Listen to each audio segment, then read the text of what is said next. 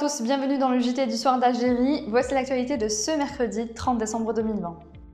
3 personnes âgées de 47, 40 et 33 ans sont décédées ce mercredi dans un incendie suivi de l'explosion d'une bouteille de gaz butane à l'intérieur d'une serre aménagée en chantier de creusement d'un puits dans la région de Oued-Chahir au nord de Sétif, ont indiqué les services de la protection civile.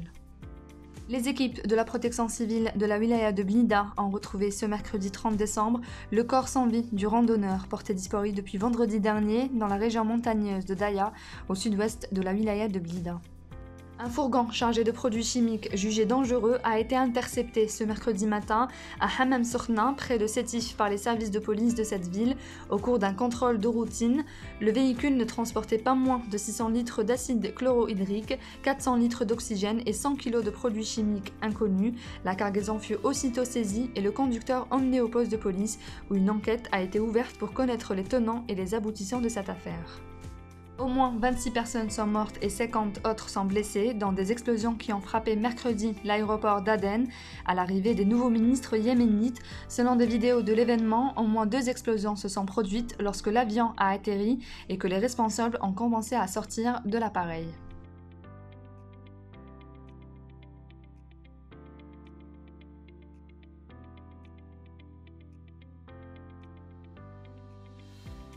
La sélection nationale de handball, qui s'est inclinée lundi devant son homologue polonaise sur le score de 24-21 et devant la Russie sur le score de 24-30 dans le cadre du tournoi amical préparatoire en Pologne, rentrera au pays demain pour poursuivre sa préparation en prévision du mondial 2021, a signalé que le 7 national effectuera en janvier un dernier stage au Bahreïn.